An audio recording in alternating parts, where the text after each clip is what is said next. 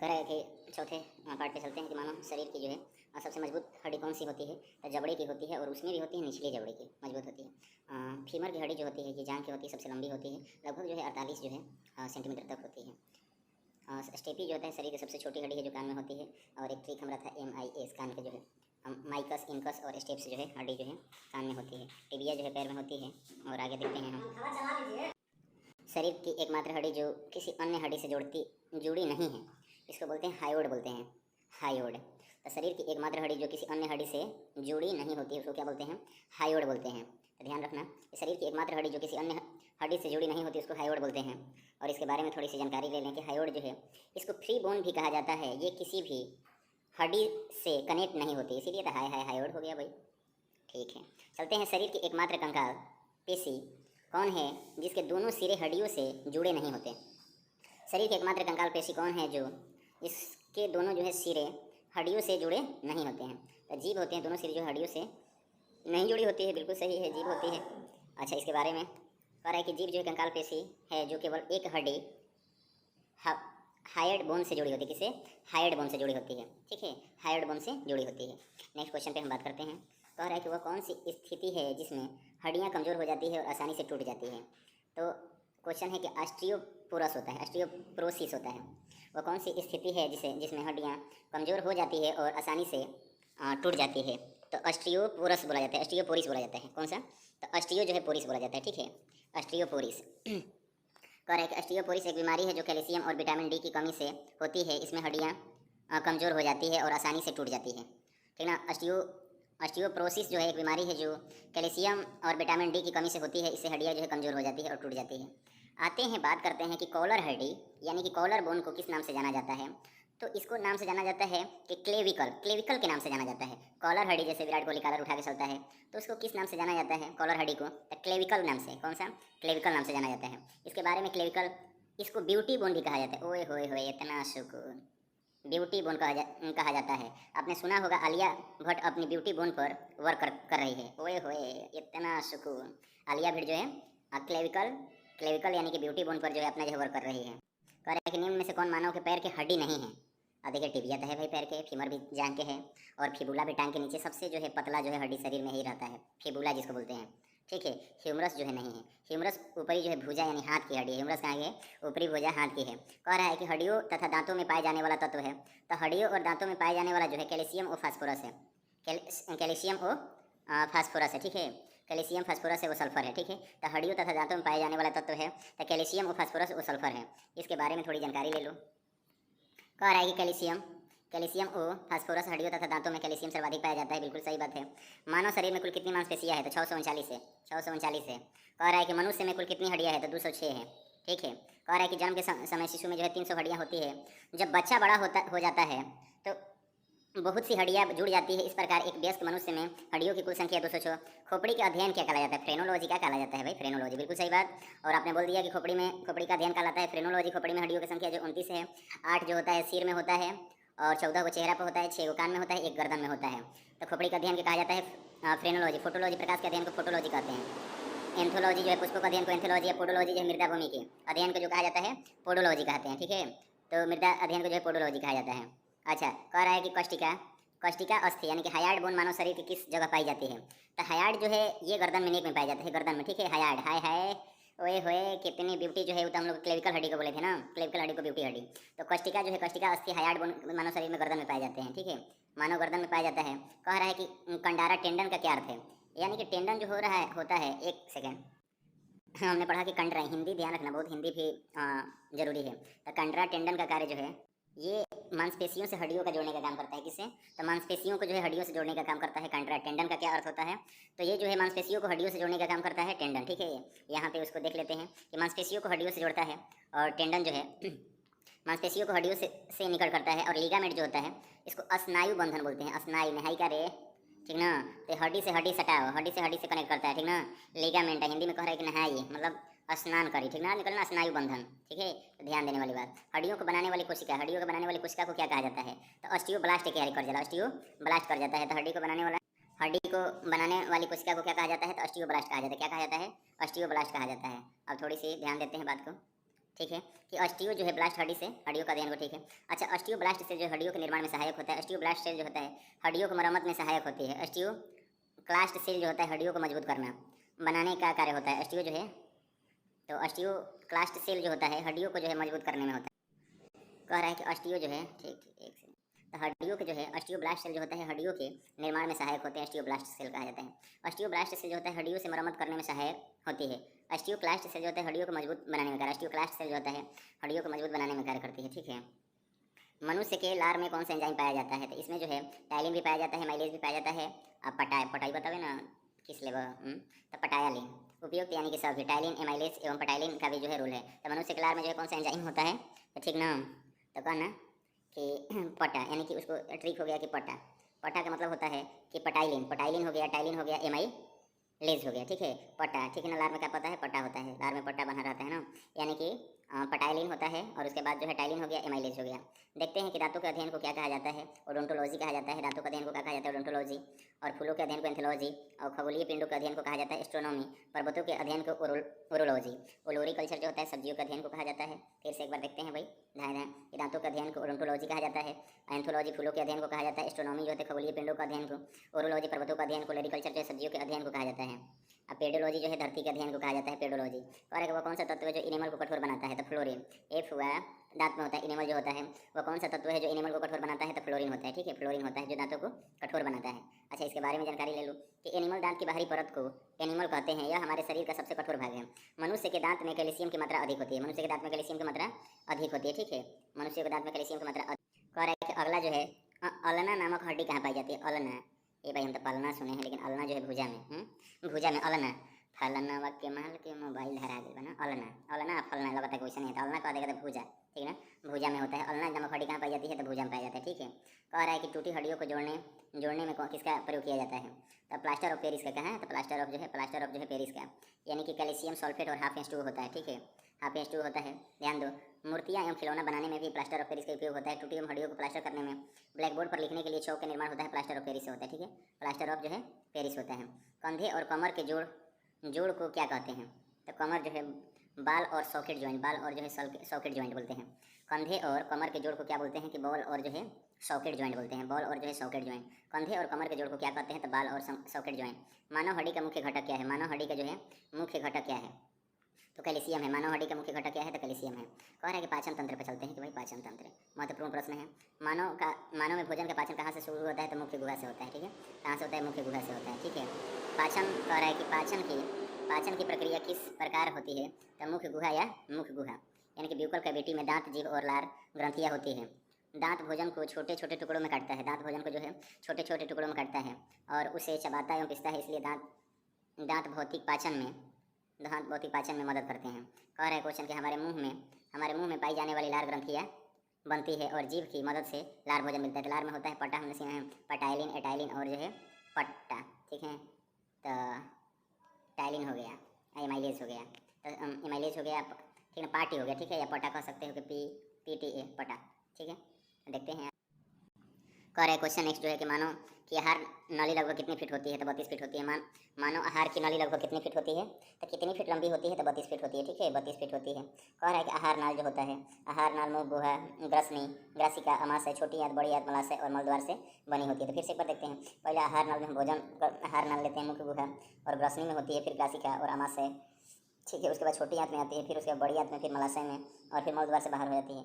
सहायक पाचन ग्रंथियों में लार ग्रंथि, यकृत, पित्ताशय और अग्नाशय जो है क्या है, मतलब पाया जाता है। सहायक पाचन ग्रंथियों में लार ग्रंथि, यकृत, पित्ताशय और अग्नाशय जो है पाया जाता है। अग्नाशय को जो है मिश्रित ग्रंथि ग्लैंड बोलते हैं, अग्नाशय को मिश्रित ग्रंथि बोलते हैं, ठीक है। मानव में कितने प्रकार के दांत होते हैं, तो मानव में जो है 4 प्रकार के दांत होते हैं, दांत 4 प्रकार के होते हैं। एक बार देख लीजिए भाई, तो क्वेश्चन कह रहा है कि यानी कि ऊपरी जो है, ठीक है, ऊपरी जबड़े में 16 होता है। ऊपरी जबड़े में क्या होता है, ऊपरी जबड़े में कितने होते हैं, 16 होते हैं। कृंतक जो है इंसीजर 4 होते हैं। ये सबसे आगे वाला दांत जो है इंसीजर कुतरने तथा काटने का कार्य करता है।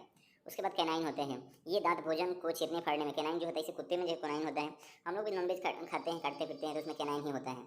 और उसके बाद देखते हैं कि चोरणक जो होता है, प्रीमोलर, ये 4 होते हैं, चबाने में सहायक होते हैं। चोरणक मोलर होता है, ये दंत भी भोजन चबाने में सहायक होता है। पहले प्रीमोलर यानी प्रधानमंत्री जो है, उसके बाद मोलर है जो है उनकी मैडम है, ठीक है। तो उसके बाद पहले जो हम लोग फिर से एक बार देखिए चर्चा करते हैं थोड़ी सी। तो पहला जो है इंसीजर है, ठीक है, पहला जो है 4 इंसीजर। उसके जो है बाद में कैनाइन इंसीजर है, उसके बाद जो है कैनाइन है, उसके बाद प्रीमोलर है 4, उसके बाद जो है मोलर है। फिर से एक बार तो हम देखते हैं कि कैनाइन 4 होते हैं, उसके सॉरी आगे वाला जो है इंसीजर बोलते हैं, इंसीजर 4 होता है। पहला होता है अंदर जाएगा तो इन होगा तो इंसीजर 4 होगा, उसके बाद कैनाइन 2 होगा, 4 2 6 हो गया, उसके बाद प्रीमोलर 4 हो गया, 6 4 10 हो गया, और 6 हो गया मोलर हो गया। इस तरह से आपका हो गया, ठीक है। तो ये क्लियर हो गया।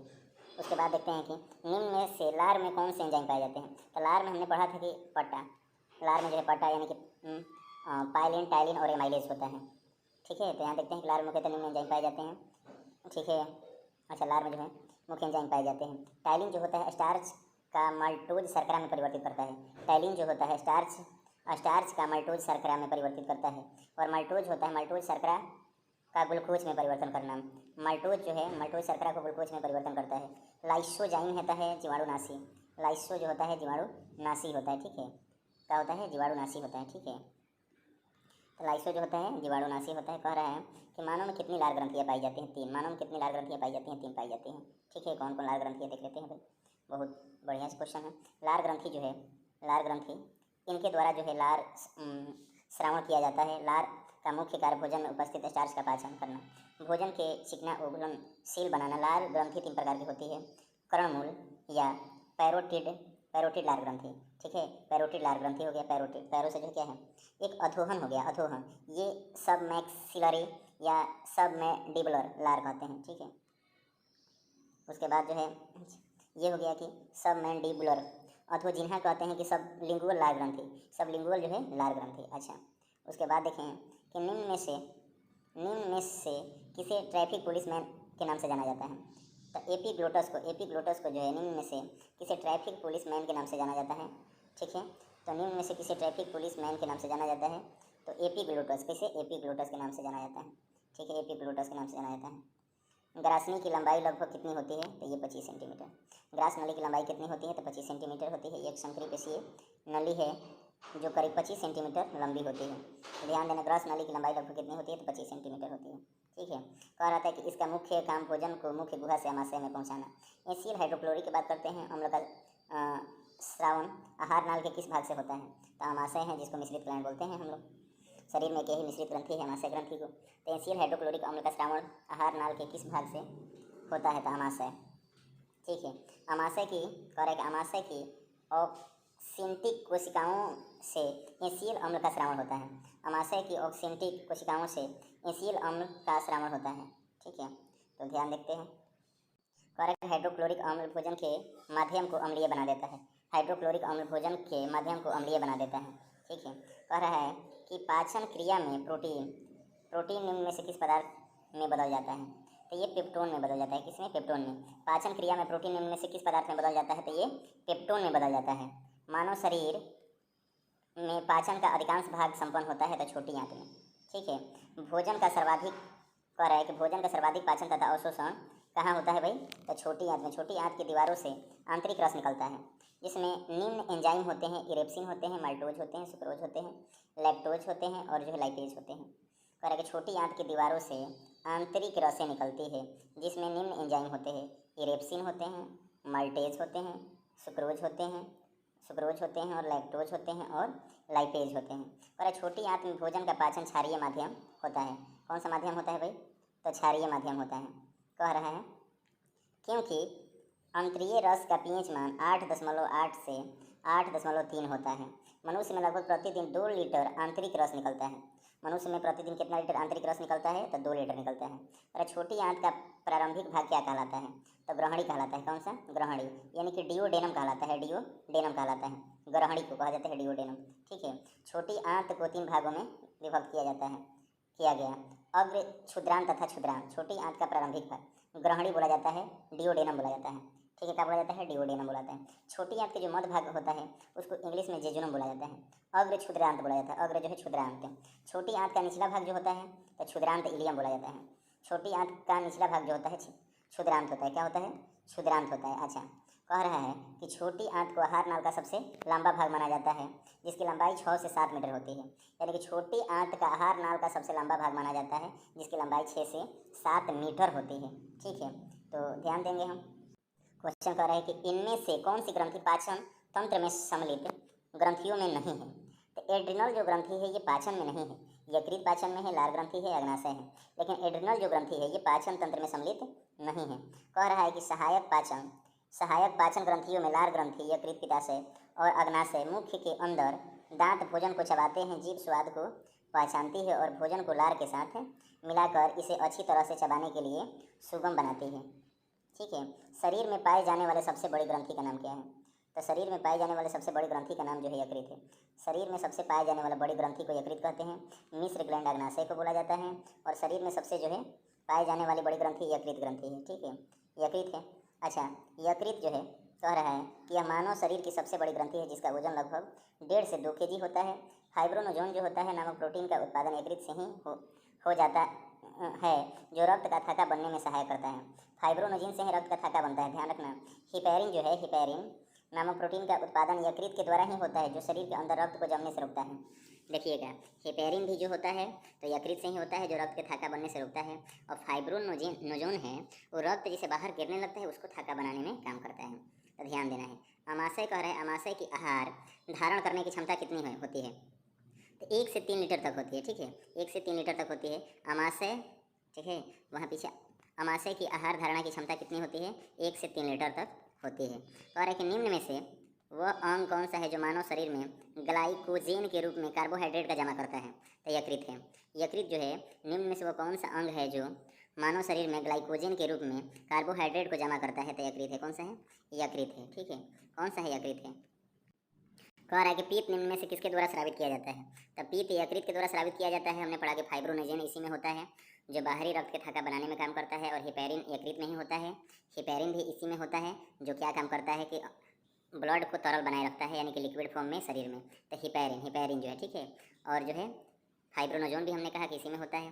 पित्त रस पित्ताशय में जमा होता है। पित्त का प्रमुख कार्य वसा का पायसीकरण होता है। पित्त पीले हरे रंग का क्षारीय द्रव है, इसका pH मान 7.7 होता है। पित्त जो है पीले हरे रंग का क्षारीय द्रव है, इसका pH मान 7.7 होता है। पित्त में जल की मात्रा जो है 85%, और पित्त वर्ण की मात्रा बाइल में 12% होती है। पित्त में जल की मात्रा 85% और पित्त वर्णक मात्रा जो होती है 12% होती है। देखते हैं कि अमाशय और एक अमाशय ओ ग्रासिका तथा अमाशय ओ ग्रहण के संधि स्थल पर पाई जाने वाले अवरोधी नियमों के नाम हैं। तो अवरोधी नियमों के नाम है भाई, क्या नाम है? तो ये जो है, अच्छा, तो ध्यान देने वाली बात, फिर से क्वेश्चन, अमाशय व ग्रासिका तथा अमाशय व ग्रहण के संधि स्थल पर पाई जाने वाले अवरोधियों के नाम हैं। क्या नाम है भाई? तो ये क्रमशः तो यहीं पे है आपका कि यहाँ जो है ग्रासिका नलियों के अवरोधनी, ग्रासिका नालिका के अवरोधनी है। कह रहे क्वेश्चन कि ग्रासिका नली के अवरोधनी व जठर निर्गम्य अवरोधनी है। ठीक है, कहा जाता है कि मानव शरीर में रक्त से अधिकतम पोषक तत्व कहाँ अवशोषित किए जाते हैं? छोटी आंत में। मानव शरीर में रक्त से अधिकतम पोषक तत्व कहाँ अवशोषित किए जाते हैं? छोटी आंत में। ठीक है, कहाँ? छोटी आंत में। क्वेश्चन कह रहा है कि छोटी आंत आहार नाल का सबसे बड़ा हिस्सा है। एक वयस्क पुरुष में 6.5 मीटर लंबी होती है। मनुष्य में छोटी आंत भोजन के संपूर्ण पाचन, कार्बोहाइड्रेट, प्रोटीन और वसा का स्थान होती है। कह रहा है कि निम्नलिखित में इंसुलिन की कमी से होने वाली रोग जो है, इंसुलिन की कमी से होने वाली जो रोग है, देखिए कह रहा है कि इंसुलिन की कमी से होने वाली जो रोग है ये डायबिटीज़ है। कौन सा है? इंसुलिन की कमी से, सुनील की कमी से कौन सा है भाई? तो भैया के क्या हो गया? सुनील भैया के डायबिटीज़ की बीमारी हो गई है। सुनील भैया के क्या हो गया? तो सुनील भैया के जो है डायबिटीज़ हो गया है। ठीक है, तो इंसुलिन की कमी से होने वाली रोग जो है कौन सा है भाई? तो डायबिटीज़ है। कौन सा है? डायबिटीज़ है। ठीक है, डायबिटीज़ है, तो ध्यान देंगे। कह रहा है कि इंसुलिन हार्मोन अग्नाशय एक भाग जो है, तो एक भाग जो है लेंगरहैंस की दीपिका के बेटी बीटा कोशिका द्वारा जो है स्रावित होता है। इसकी खोज बैंटिक एवं बेस्ट सन 1921 में की थी। इंसुलिन हार्मोन की कमी से डायबिटीज़ नामक रोग होता है। ठीक है, कौन सा रोग होता है? इंसुलिन हार्मोन के अधिकतम से, अगर इंसुलिन हार्मोन के अधिकतम से हाइपोग्लाइसीमिया नामक जो है रोग होता है। ठीक है, नामक रोग होता है।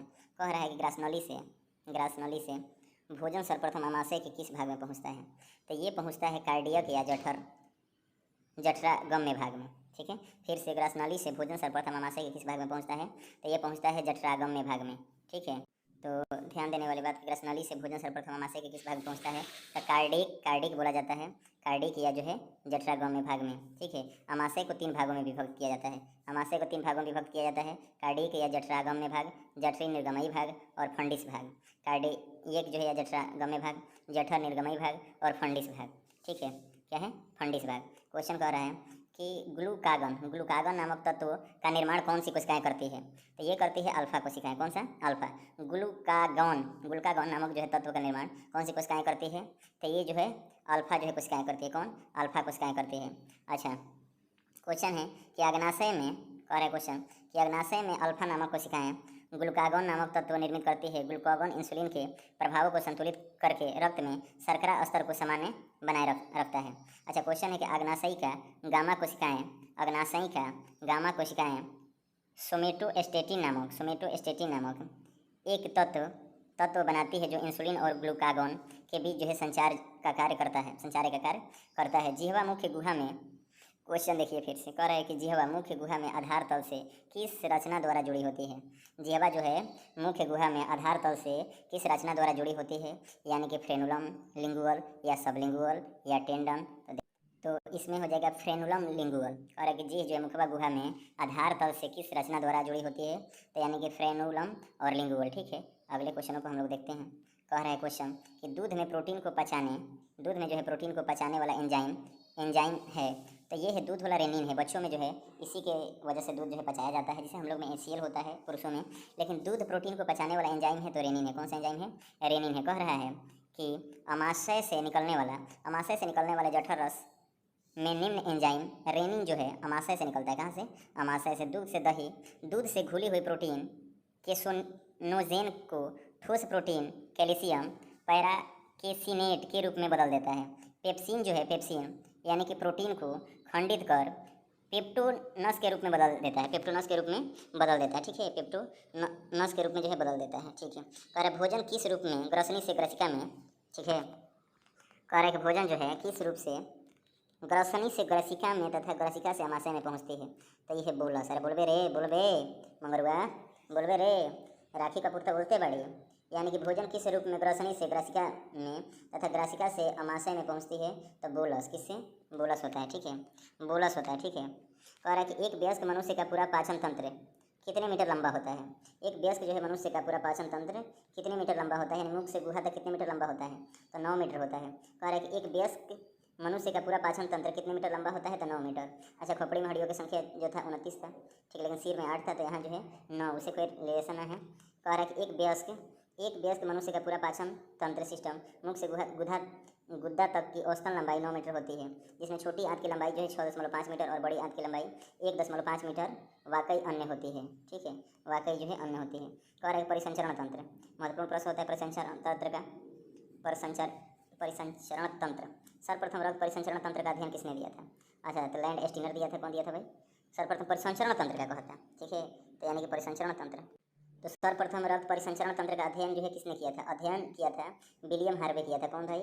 तब विलियम जो है हार्वे किया था। ठीक है, विलियम हार्वे। ठीक है, तो रक्त परिसंचरण तंत्र का अध्ययन जो है, अच्छा, कार्ल एंड स्टीनर जो रक्त समूह के नाम दिया था, जैसे कि ABO, ये 1901 ईस्वी में। ठीक है, 1901 ईस्वी में। लेकिन जो है रक्त परिसंचरण का दिया था कि, तो ये आपका जो दे दिया था विलियम हार्वे। ठीक है, तो कह रहा है कि जो है विलियम हार्वे रक्त परिसंचरण तंत्र का अध्ययन जो है सर्वप्रथम 1628 ईस्वी में विलियम हार्वे ने किया था। रक्त परिसंचरण तंत्र का अध्ययन सर्वप्रथम 1628 में विलियम हार्वे किया था। अच्छा, कह रहा है कि मानव शरीर में हृदय का कार्य है तो पंपिंग स्टेशन की तरह। किसका? पंपिंग स्टेशन की तरह। मानव शरीर में हृदय का क्या काम है? तो पंपिंग स्टेशन की तरह। ठीक है, यानी क्योंकि हृदय शरीर में ब्लड को पंप करता है। पेसमेकर का संबंध है तो ये हृदय से है, यानी हृदय से पेसमेकर का संबंध हृदय से। कह रहा है कि पेसमेकर एक कृत्रिम यंत्र है। एक कैसा है? तो यानी गति प्रेरक जो है कृत्रिम यंत्र है। यह यंत्र हृदय की असामान्य गति को सामान्य बनाने की काम करता है। प्राकृतिक रूप से हृदय में साइनोएट्रिकुलर नोड यानी कि पेसमेकर का जो है कार्य जो है करता है। इससे हृदय की साधारण गति जो है 72 बार प्रति मिनट जो है बनी रहती है। ठीक है, 72 बार जो है बनी रहती है। कह रहा है क्वेश्चन कि 72 बार बनी रहती है, लेकिन यदि किसी कारण हृदय की गति 30 से 40 बार प्रति मिनट हो जाती है तो कृत्रिम पेसमेकर की सहायता से इसी गति को क्या किया जाता है? बढ़ाया जाता है। इसी गति को क्या किया जाता है? बढ़ाया जाता है। लव डब की ध्वनि जो है बहुत दिनों के बाद मिला है। लव में डूब गई ध्वनि किसकी क्रिया के कारण उत्पन्न होती है? तो हृदय के कारण होती है। लव डब ध्वनि किसकी क्रिया के कारण उत्पन्न होती है? तो ये होती है हृदय के कारण होती है। ठीक है, रुधिर दबाव यानी कि ब्लड प्रेशर मापक यंत्र जो है होता है स्फिग्नोमैनोमीटर। कौन सा? स्फिग्नोमैनोमीटर होता है। सामान्य मनुष्य का रक्तदाब होता है 120/80 सिस्टोलिक, बोला जाता है नीचे वाला का डिसिस्टोलिक। यहाँ पर एमएम का मतलब होता है कि मिलीमीटर ऑफ मरकरी, एमएम का मतलब होता है millimetre of mercury, and AG mercury का सिंबल है, और एजी मरकरी पारा की मात्रा को दर्शाता है, ठीक है। हृदय की मांसपेशियाँ, और हृदय की मांसपेशियों को रक्त पहुँचाने वाली वाहिनी है। तो हृदय की कह रहे क्वेश्चन, फिर ध्यान दो, हृदय की मांसपेशियों को रक्त पहुँचाने वाली, अच्छा ठीक है, कह रहे हैं ध्यान दो कि हृदय से मांसपेशियों, ठीक है, तो इसको बोलते हैं हृदय, तो ध से धमनी हो जाए। अब इसमें सीरा तो है ये नहीं होगा, ठीक है। अब बोलते हैं पल्मोनरी धमनी और क्रोनरी धमनी, तो इसमें थोड़ी सी डाउट है, तो इसको हम लोग बोलते हैं क्रोनरी धमनी, क्या है, ध्यान देने वाली बात। कह रहा है कि हृदय की मांसपेशियों को रक्त पहुंचाने वाली है, तब क्रोनरी धमनी है, ठीक है, क्रोनरी धमनी। जैसे शरीर से अगर पहुंचाते हैं हृदय की तरफ तो उसमें सीरा काम करता है, लेकिन हृदय से शरीर में जाएगा तो धमनी। अब यहाँ मांसपेशियों की बात किया जाए तब क्रोनरी धमनी, यानी कि मांसपेशियाँ किनारा होता है ना, मांसपेशियाँ कैसे होता है भाई, इस मांसपेशिया तो किनारा है, तो इसमें जो है क्रोनरी धमनी बोलते हैं, ठीक है, क्रोनरी धमनी। अच्छा देख लेते हैं भाई कि यह कह रहा है क्रोनरी धमनी में किसी भी प्रकार की रुकावट होने पर हृदयघात यानी हार्ट अटैक होता है। क्रोनरी धमनी में किसी भी प्रकार की रुकावट अगर होने पर हार्ट अटैक होता है। थायरोक्सिन एवं एड्रिनल हृदय की धड़कन को नियंत्रित करने वाले हार्मोन है।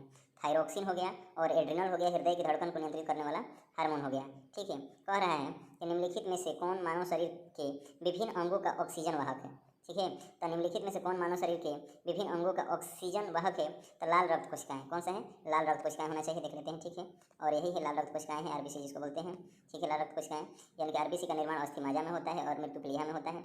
आरबीसी के निर्माण में प्रोटीन, आयरन, विटामिन 12, B12 एवं फोलिक एसिड का भी जो है योगदान होता है। इसका जीवन काल 20 से 120 दिन, भ्रूण अवस्था में इनका निर्माण यकृत, कह रहे कि आरबीसी का भ्रूण अवस्था में इनका निर्माण जो होता है यकृत में होता है, और मृत्यु प्लीहा में, मृत्यु तो हमेशा प्लीहा में होता है, चाहे भ्रूण हो चाहे तो बड़ा हो, सियाना हो, लेकिन जो है अगर वयस्क में जो है आरबीसी का निर्माण होता है अस्थि मज्जा से, ठीक है। ध्यान, लाल रक्त कणिकाओं का औसत जीवन काल आरबीसी का 100 से 120 दिन, ठीक है, तो इसका जो है 20 से 120 दिन है, ठीक है, 20 से 120 दिन होता है। आरबीसी में आवश्यक जो है तत्व होता है लोहा होता है, कौन सा तत्व होता है, मानव में कुल रक्त आयतन में प्लाज्मा का प्रतिशत लगभग कितना होता है, तो 55% होता है। मानव में कुल रक्त आयतन में प्लाज्मा का प्रतिशत होता है 55 होता है, ठीक है। कह रहा है कि मानव रक्त में प्लाज्मा प्राय पानी की प्रतिशत मात्रा प्लाज्मा में जो होता है 90 से 92% होता है। और कह रहा है कि पट्टी यानी कि पट्टिकाणु का दूसरा नाम क्या है, तो पट्टिकाणु का दूसरा नाम है थ्रोम्बोसाइट, पट्टिकाणु का दूसरा नाम क्या है, थ्रोम्बोसाइट है, ठीक है, पट्टिकाणु का दूसरा नाम थ्रोम्बोसाइट।